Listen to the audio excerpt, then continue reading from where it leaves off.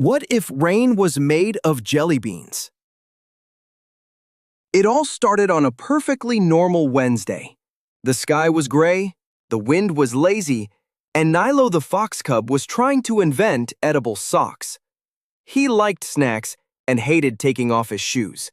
But then, just as he was testing his third pair, strawberry vanilla this time, he heard the first plink against the window.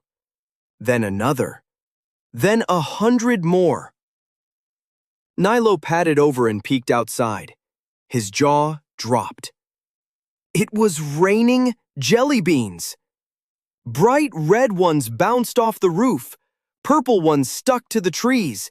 Green ones, possibly lime, possibly toothpaste, were already piling up in the gutters. The whole world smelled like a candy store that had exploded. Nilo shrieked with delight. Yes! Atmospheric dessert precipitation! He grabbed an umbrella, quickly replaced it with a giant mixing bowl, and ran outside. His fur was soon dusted in sugar, his paws stuck to the sidewalk, and every squirrel in Bluewood was losing its mind. Best day ever! Nilo shouted, catching jelly beans in his mouth like a popcorn fountain. But then came the problems. After just 1 hour, the streets were 3 feet deep in jelly beans. Cars couldn't move. Doors wouldn't open. Trees bent under the weight of candied rain. Worse, the jelly beans weren't stopping. The storm clouds above swirled with colors like a jawbreaker about to crack. By noon, jelly bean avalanches had buried entire buildings. Kids were swimming through sugar. Elderly badgers were trapped in their porches yelling, "Back in my day, we had regular water!" The Bluewood Institute for Curious Anomalies issued an official statement. This is not weather. This is snack warfare. Nilo, ever the scientist, knew what he had to do.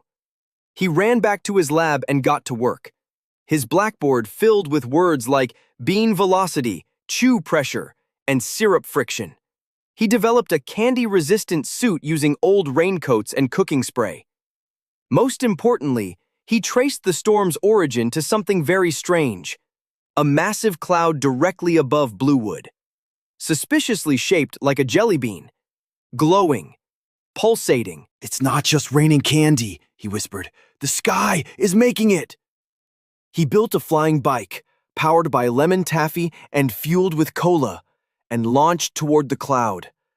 The air grew thick with sugar, lightning sparked in licorice bolts.